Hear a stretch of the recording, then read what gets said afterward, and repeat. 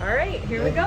Hey guys, welcome to the Gotta Have Miami podcast, and I think it's episode 16. Episode 16, Yep. and I know that I'm a day late. We know we're a day late. So Somebody was out kayaking. Somebody was out yesterday. kayaking, and let me tell you, if I was a kayak, company that puts people out in kayaks, my Yelp review would really suck. Seeing as we had a 6-year-old in the water in Biscayne Bay, and his dad, and the boat almost sank. And it was pure chaos. And I recommend one thing: when you do go on a kayak, Wear a life jacket. Life jacket for sure. But make sure that little plug in the back of the boat is actually, you either have one or make up one, because if not, the boat will tilt and it gets kind of hairy. So yeah. So that was my Tuesday. That's why we didn't have a podcast. So today's Wednesday. Here we are, and we probably won't have one on Friday. Because we got Tiger Woods here. I'll be playing golf. 3 days of golfing in a row. Semi-retired here. Semi-retired, living the life of living large.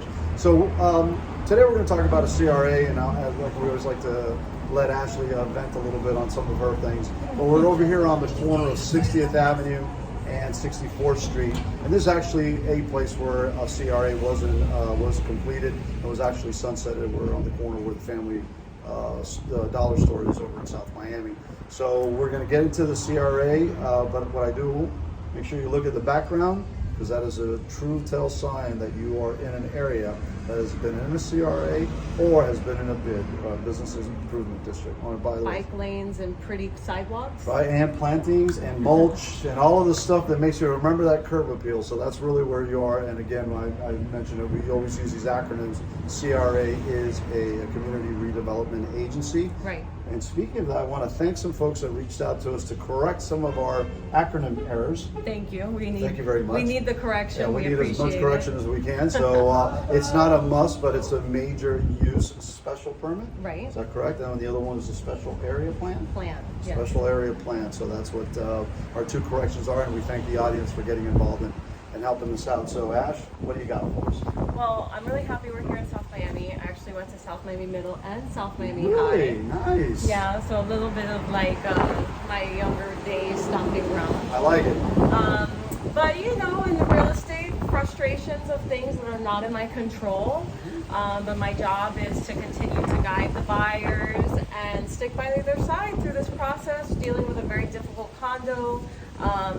For those who have been watching these shows, it's the same condo that I spoke about. You are.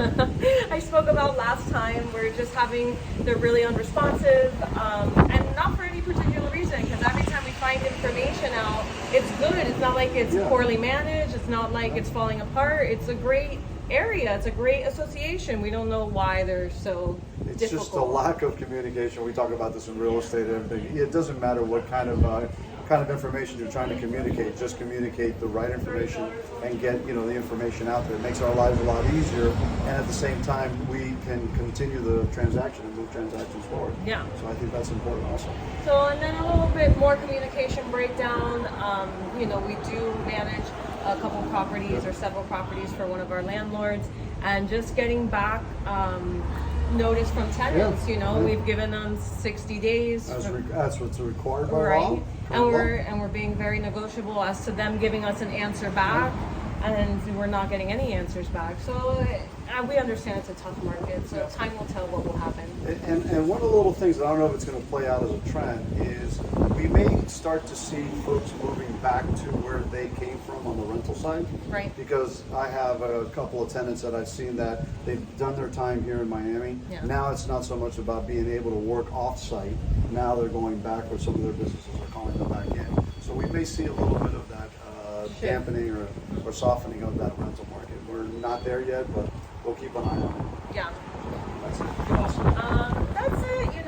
It's a lot of paperwork this week. Yep, a lot of paperwork, so a bunch of closings. So we've been just doing a lot of paper, trying to do post closings. I'm still looking for a check. They sent it to my house. Really? Yes, instead of sending it to the brokerage. Hopefully my mother-in-law won't catch up it, and then we will not ever see that check again. So we'll figure it out. Yeah, we'll figure it out. So let's talk about CRAs. CRA, so Community Redevelopment Agencies. They're set up by Florida statute. Right. And basically the whole gist of a CRA is to remove slum and blight. And the reason we want to talk about this, or just kind of follow up with just the two episodes that we had about Grand Avenue and the value of those properties and how they are positioned for growth, Right. without any kind of government assistance. And then a CRA is going to do that. A CRA will offer government assistance so that slum and blighted areas, true areas that are blighted, get some service. So this is a good example. Usually the first thing that's done is they improve street structures. That's just one of the basic things that CRAs will do to make it look better. So you're eliminating that slum and blight kind of vibe. Right. So going back, CRAs were established in the state of Florida. Then the county is really who operates them. Municipalities can have them, such as the city of Miami has the Omni CRA. We also have South Paul. Right. South Paul, something like that. They have another. Over and over time? Yeah, they Yeah. have that. I And know. then, and then the city of Miami is trying to create a third one, which would be this, the Coconut Grove CRA. And a lot of things have changed since what it was originally done. A CRA to start, they have to get what they call a finding of necessities. And that finding of necessities has to create the need for the CRA to be put into effect.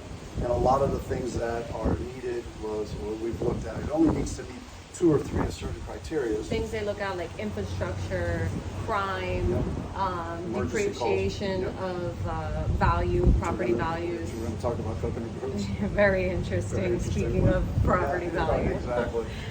So those are basically the criteria that they're going to look at to decide if there's a necessity there to have a CRA to improve the area. And in Coconut Groves, what they did is they started in 2017. 2017, the city of Miami approved the finding of necessities. And here's one of the real big issues with government and how government operates.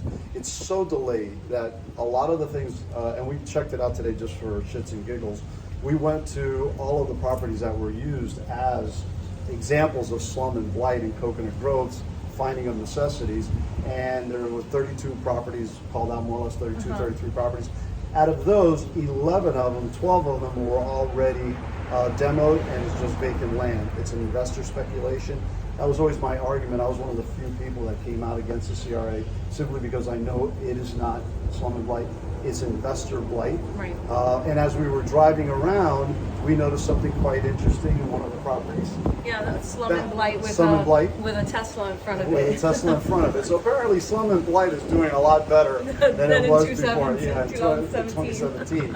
But the other, so again, my argument was always that we were an investor blight. As we mentioned, you have 78, 80 properties that are vacant, investor owned, and we're on the market at $35 million. That to me is not a slum and blight situation. And more importantly, what we saw with these new demos coming out, we also saw some new construction already. Yeah, we saw one of those brand new townhomes that are beautifully, the duplex townhome style, remodeled properties and then vacant properties. So yeah, I agree that in that term, like investor blight, like the person who owns this property has the ability to turn activate it, it. right, to activate it, and they're just letting it sit there. Or they're waiting because they're expecting the CRA to maybe come into play and how that's going to affect the business. But also the other thing too that happened too is now you have the opportunity zone. That was also on top of all On of top these of other it, things. layer, another So everybody's layer to it. kind of like standing back and sitting. So to get a little bit more to the CRA, it was approved at the finding of necessities at the city level, and now it's in the county level in committee, and it's been delayed now probably at least 4 times, if I'm counting right, maybe 5 times Right. at the county level. So we're going to take a step back and we're going to explain to them what a CRA does. Okay. A CRA captures tax money within a certain district. In Coconut Grove, it's mostly in the West Grove area. It's from 37th Avenue to 32nd Avenue. The interesting part is it goes across the highway and it captures all of the new construction that's being built over by the Metro Rail. That is part very of it. interesting. Because that's an interesting way to get more money into the CRA quickly. Yeah. But again, a CRA, what it does is it traps money into this specific area after the county has had its say. Yeah. And you mentioned it earlier that, you know, there's monies that are going to be needed by the county to be able to, expense. So the county tells you, okay, the current tax base is $10 million. So, but in that $10 million, we're going to give you anything that's left afterwards. Let's say every year it goes up $1 million. We're going to give you that $1 million. But with that $1 million, since we're losing our tax base in essence, you're going to have to take care of certain things. Right. You know, one, right across the street. That's an example. You're doing this streetscape. We're not paying for it. The CRA is going to pay for it. Right. So if this was county property and county infrastructure, the county would be responsible. But now since the county's that money's been taken away from the county, guess who's going to pay for it? The CRA. So, and then the CRA has to then generate what we call a TIF, which is taxable increment funding, so that they can pay for all of these improvements that they're going to be required to do to eliminate the slum and blight. Right. If that makes any sense. It kind of gets, and I kind of get a little ahead of myself because I kind of studied this for a bit. He knows way too many details I know about way too it. many details. So basically, the gist of it is the CRA, the agency, is getting their funds from taxpayers. Yep. The county determines what their base is, Yep. and then what will be designated to the CRA. And then the CRA has basically free reign to do what they want if they take on those responsibilities, like the street and the sidewalks that the county is putting on them.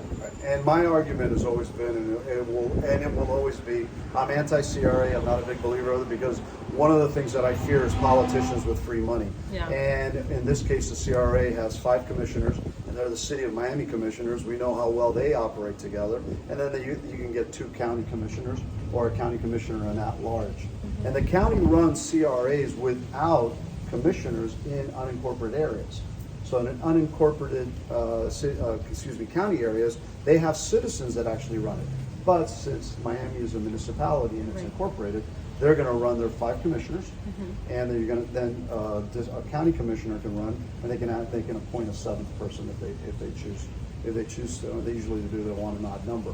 But here's the thing about it, and this is one of the things that all of these guys, all of these politicians will never tell you. There is no oversight in a CRA. A CRA basically operates in impunity. It can do whatever the heck it wants.